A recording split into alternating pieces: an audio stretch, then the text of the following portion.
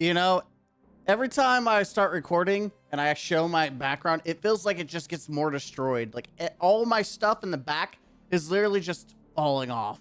I don't have the monitor anymore. All my decorations, even the things over here, the cards are not, like, it's a hot mess. Okay, I need to work on the background. It is a serious issue.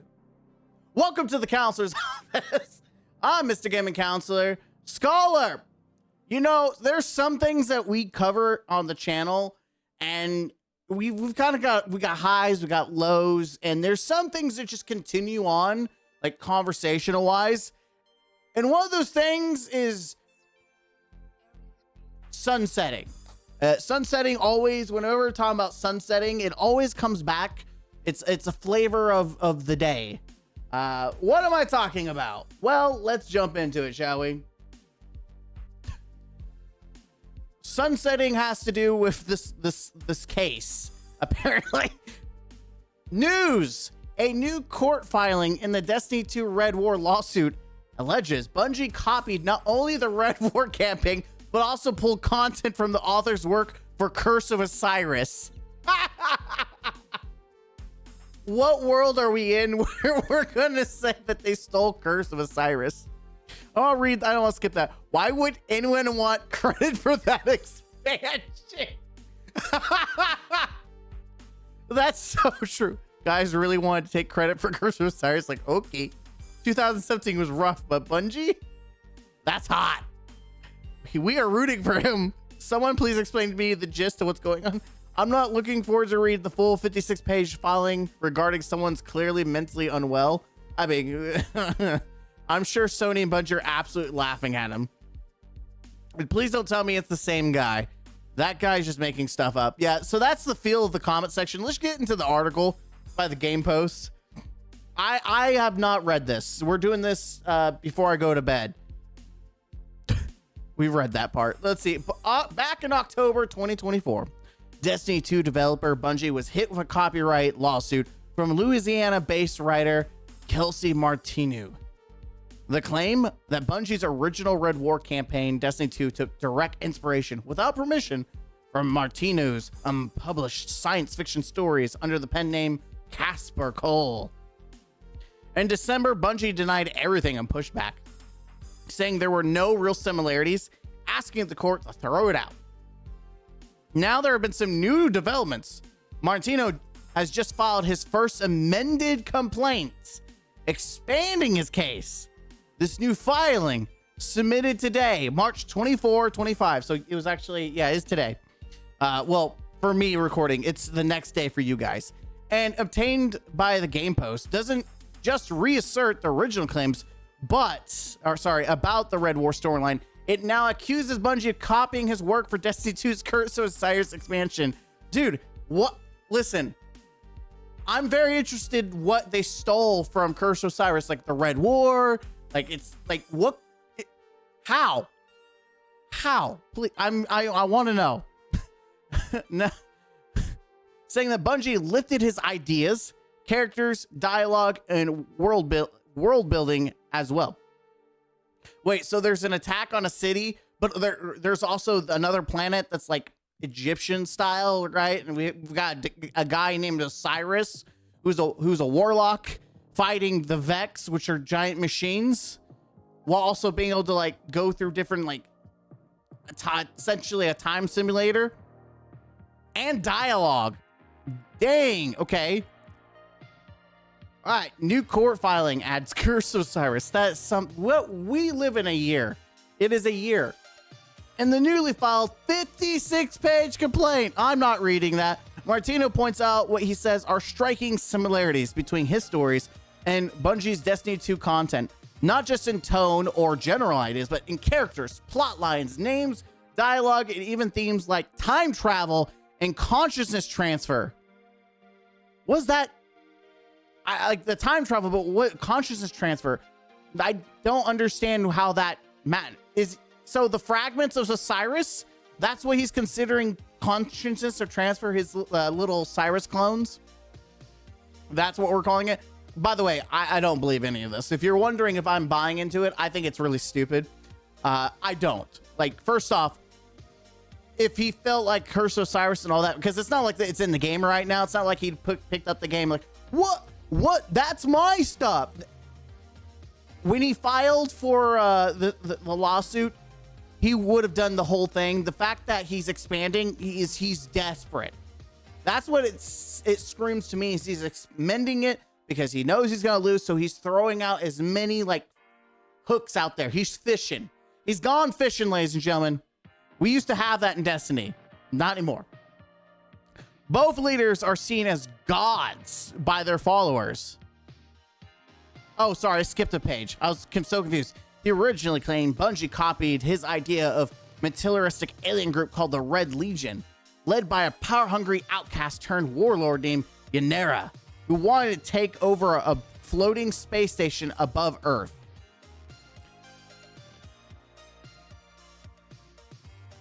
Okay, so first off, floating space station Earth. Clearly, Destiny has been around since the beginning, so it's like, by this standards, floating station, they could sue Halo Studios since they own Halo. Like, literally, the Caro station and all that is above Earth. Like, what are we talking about? In Destiny 2's Red War campaign, players face a faction called the Red Legion, led by Dominus Ghoul, who shares a very similar origin and goal. Both leaders are seen as gods by the... No one sees Dominus as a god. That's not how that works. That's not how the Cabal work. Both are mentioned by disgraced scholars, and both want to control massive celestial objects hovering Earth.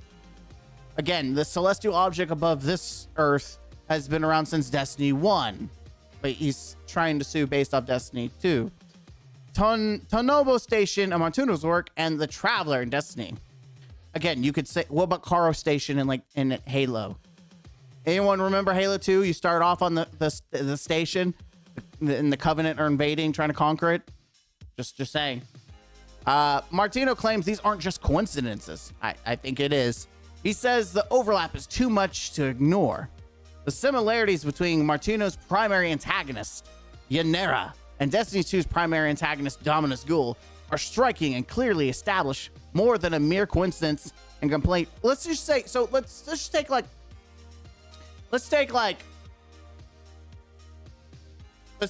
Cloud. How many dudes, like in Final Fantasy VII, you have Cloud Strife. He runs around with a big sword. How many other video games or anything in genre has the main protagonist running around with giant swords? It happens quite a lot. It's pretty easy to have some coincidences. Like, I'm sorry. I don't normally defend Bungie, but if you're going to try, at least put some oomph into it. What's new in the amended complaint is that Marsulo is now accusing Bungie of copying his work again for Curse of Osiris expansion. According to Montuno, I'm just going to call it, Marty. I'm just going to call him Marty because I don't think I'm saying his name right. Marty. Bungie didn't stop at the Red War. He now alleges Curse of Osiris, the first Destiny 2 expansion released in December 2017, also used his ideas and themes from his stories. He points to several direct comparisons between his characters. Exemplar Foreignus, a prophetic figure who manipulates timelines to avoid disaster. But Osiris wasn't manipulating timelines. He was peering into them. It was the Vex. And we knew Vex was doing time stuff, all the timey-wimey stuff back in like Destiny 1. Not only that, you could just sue, like, didn't Doctor Who also mess with timey-wimey stuff? So, like, prophetic. I don't think Osiris could see into the future unless he was messing with... No, he could see in the future because he was messing with Vex tech. It wasn't like he was a prophet. Okay, a legendary warlock known for his ability to see the future through his study of the Vex. An alien race capable of manipulating time. Yes, so one individual who manipulates time to avoid disaster, and another random character who's using the power of the villain, which has had the capability, to mess with time. Like, that was something that we've known for a while. Marty says both characters are mythic figures, guiding others through time-based threats. He even referenced his own story titled Infinite Programming, which he claims inspired the title of Curse of Osiris Infinite Forest Destination and the Beyond Infinity mission. Dude, I just feel like Back to the Future, like time stuff is so generic though. Infinite programming. Like, we have literally like the multiverse, which is being done. Time travel, like, it's not surprised that there's multiple, ideas and concepts of time travel. Just like the multiverse is like the popular one right now. It's just you can't copyright a concept like that. You just can't. In Marty's work in the Journal of Young Theron, he writes, the Red Legion just marched through our commune and killed almost everyone. Destiny 2 Curse of Osiris provides as follows. When the Red Legion attacked, it almost cost us every... But it did! We literally saw the Red Legion destroy the city! That's what war does! What? I'm sorry. You could have this general statement. The Nazis attacked, and it almost cost us everything. You can literally insert anything. What?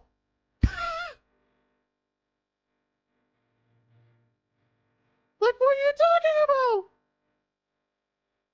I mean, you want to be upset they use the same knife? Like, how about, like, I'll give you an example. Like, for the Prometheans.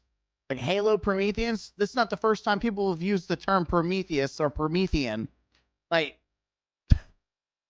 I'm trying to think of, like, other terminologies. Like, demons and devils and angels. Like, it's not unique. Red Legion, Blue Legion, Black Legion. It's just, I don't know. I'm not a lawyer, but it sounds like stupid. It sounds like stupid up in here. And you also smell like it. I don't know what stupid smells like. I have no idea. In Marty's work, he writes, through the red dunes to the valley of serpents. There the end comes and goes and begins again as one. Destiny 2 Curse of Osiris provides as follows. It took a miracle to save us. This is our new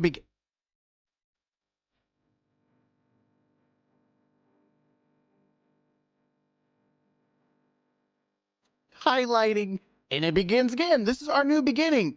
Bro, talk about fishing. Dude's currently he's not even in a pond. He's not in a lake, he's outside in like a puddle fishing. He's hoping that there might be something he can grab in a puddle. It's a puddle. Just imagine some guy in the street with a puddle right there, and he's like, I'm gonna get a bite. I'm gonna get a bite. Don't get him. Don't get him. The small corner of the cosmos. Wait, I missed a spot. Okay. In Marty's work, he writes that the nature of things, the universe, the galaxy, the planetary alignment, that it sits in the eye of Myoga. Destiny Curse of Osiris provides as follows. This small corner of the cosmos is only place that is forever ours, and the universe watches us with envious eyes.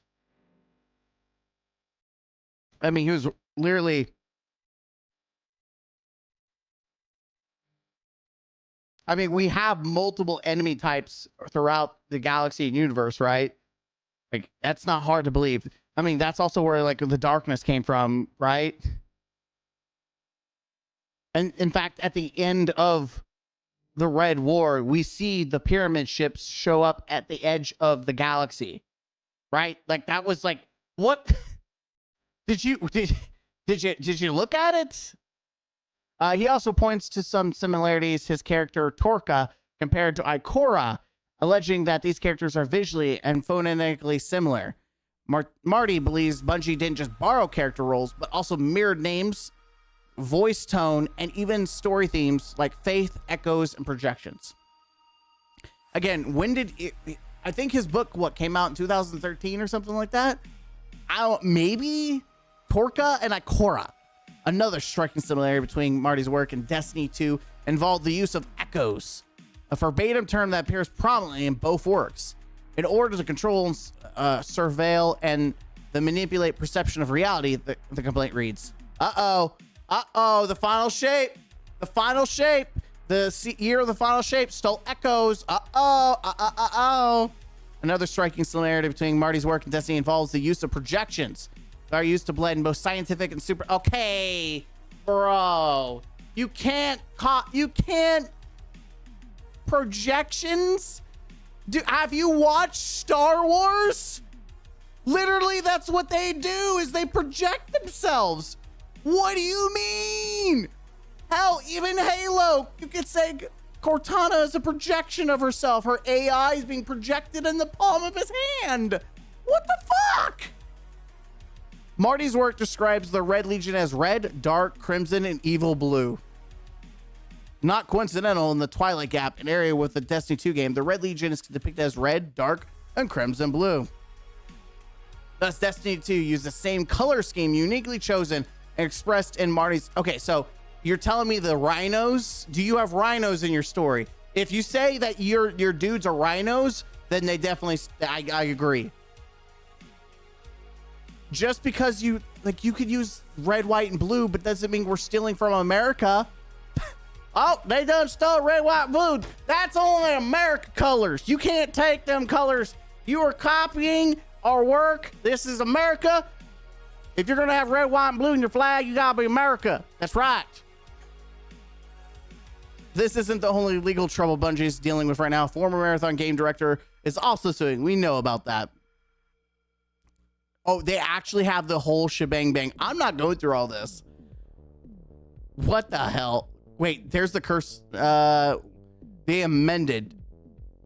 That is insane. That someone took the time to write all this up. And I don't believe any of it. Before messages can be processed, the player is tasked with meeting Hawthorne to provide a booster used to process a message at an electronic receiving station. The electronic receiving station and booster can be seen below. The digital input device in Martina's work and the booster in Destiny both serve the same core function. The devices are vital for receiving and processing. What am I reading here? You have to be a stupid judge to look at this and be like, yeah, you should be able to copyright that. Yeah. That definitely stealing someone's homework. You're having a electronic receiving station and a booster to get signals. I don't know how many games where either I have to reactivate some kind of signal, electronic device, or I'm supposed to destroy some satellite or booster or electronic receiving device so that I can continue playing the game, because we don't want them either giving signals out or we want to tell people what's going on. I don't know how many video games. Like, I'm thinking of like what, Halo Reach, when you're on your first meet the Covenant and you go in and you meet that one chick that's like all over George, and they use it to it's a array system or something, and you use it to contact to let them know the Covenant's on Reach. Like, you could say that's what's going on here too. I don't know. I just feel like this whole argument is stupid. Maybe I should go make a video going completely from bar to bar just to see. One more for y'all. In Destiny 2, the Guardians receive a message identified by Soraya stating there's an oncoming beacon. The message is processed through an electronic screen. The message is from Zavala, the leader of the Vanguard, who is displayed on the electronic screen. The message says, Guardians, the city is lost. If there's any light left in the system, we rally on Titan. Be brave. Beacons are used for other purposes within the game throughout Destiny 2. Marty's work consistently depicts the use of beacons as a device for receiving messages. Bro, don't someone tell Marty not to play Skyrim, because if he picks up a device, what was it? It's something, Murda's beacon or something. Yeah, don't pick that up. Not only are you gonna have a heart attack, but you're literally gonna pass out thinking that the Skyrim stole your beacon idea. Someone out there knows what I'm talking about. Boy, I'm not a lawyer, but I think you have to be mentally deficient beyond legal terminology to think that this is okay.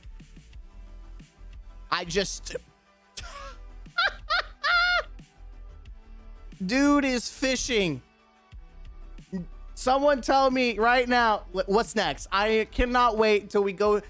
Hey, we went to Red War. Now we're going to Curse Osiris. I can't wait until we get another amendment for Warmind. Oh, baby. Curse Osiris, Warmind next. And then Forsaken. Oh, my God. If you would tell me that we have Aldrin Solve in your story and it killed a robot, man, tips off to you for doing your homework. Hey, can we try to do like some more up-to-date stuff that's been sunsetted, like some seasonal stuff? Can you fish a little harder? Please. I love that I can make content and laugh at how stupid this is, because it's becoming a running joke and I'm here for it. But with that being said, ladies and gentlemen, let me know what you think down below. I'm Mr. Gaming Counselor.